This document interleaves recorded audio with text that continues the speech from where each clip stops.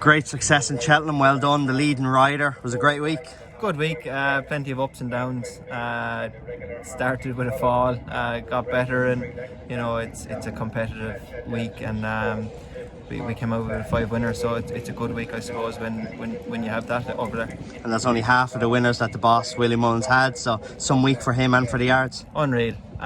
Sure, the Friday he had was you dream of things like that. So no, horses were in great form. They're a credit to everyone, and luckily we got to steer some of them. State Man, we'll start with him. He looked very impressive for a horse who had not got a lot of experience under his belt. No, I suppose it's funny how things work out. He was well fancied talking horse before he tipped up at Christmas in Leopardstown, and ended up on a different route after that. But no, he made up for his inexperience. We kept it simple on him, and we were able to do that with such a good horse. In no particular order, then we go to Vauban. He got beaten by Pied Piper in Punchestown, where he was fairly touted that he would win, so he's obviously disappointed with that, but he looks like he's a horse who's just improved ever since, from Leopardstown then to Cheltenham. Big time. And if on another day I probably should have won him in Punchestown, but he was very raw and immature, and he still is. He's a work in progress, and he's exciting, the fact he can do what he's doing, and still be so immature. The way he picked up the back of the last again was a sign of a proper classy individual. I'm sure all race fans watching the race were hoping that Shishkin wouldn't pull up in the race and see that matchup that we seen in Ascot. I'm sure you didn't care, but Nurgameen was very good on the day, wasn't he? He was very good on the day. We were delighted. The Nurgameen team, obviously disappointed Shakin didn't complete, but it made our task much easier, and it's 1-1 between Shishkin and Nurgameen now, and I'm sure they'll meet and have big matchups again in the future.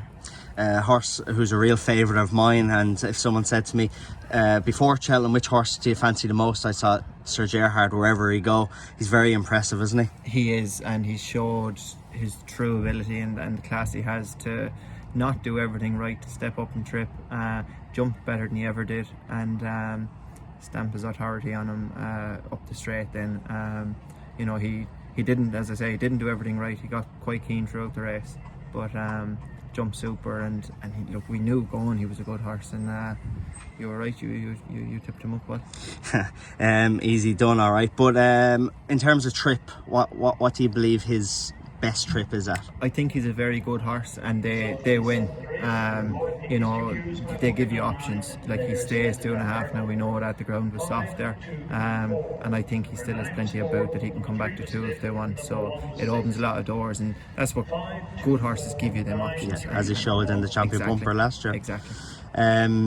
Then Allaho, I suppose he was probably everybody's nap for the whole week then, but he's unbelievable over that 2.5, isn't he? It took us long enough to work it out, and that's what he's good at. I thought it was a monster performance again.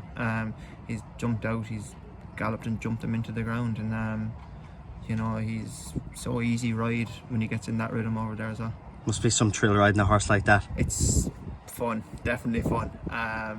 It's fun to look back on. There's plenty of pressure when he's everyone's nap going over, but you kind of get in a rhythm on him, and he's a massive tank, and he just covers so much ground. Like you mentioned, so many high points with some low points then with a couple of falls, and I'd have to mention about Galloping the Champ. I know it wasn't the result that you wanted, but that was some performance until he's hit the deck, wasn't it? And he was unlucky to hit the deck too. He was, and he's such a good jumper. It was the last thing anyone had thought would happen, but it does happen, and it goes to show that's racing. But look, the fright I got when I immediately turned around and thought he was injured took a while, but it put a lot in perspective, and we know we have a very good horse. He was going to put up a big performance, but it's jumps racing and they have to jump him, but he's definitely exciting. Will we see him again this season, do you know? I'd imagine so. He seems fine, so I'd imagine we will. Good. Aintree next week, the highlight, I suppose, throughout Ireland and England, the big race, the the English Grand National. It must be very exciting, and plenty of entries, so you probably don't know what you're riding yet, would you? Yeah, we have 4 or 5 left in it. Burrow Saints ran very well in the race last year. He's a good jumper, an Irish national winner, and yeah, it's probably hard to see how he can improve on last year's, but it is a national, and he's going there with a live chance. Augusta Gold has been a bit disappointing lately. Class Conti is that type, runs well in Tiestes and all, and has been there. And Brahma Bull is another one going there. He loved the ground. He might just take to them fences. He was jumping well in the cross country race until he fell in the flat, I think. So no, it's a massive race to be involved in. Massive thrill to ride around there, and hopefully we can have a bit of luck this time around. Good. Well, listen, well done in Cheltenham. Very best of luck next week, and no doubt be champion jockey again this season.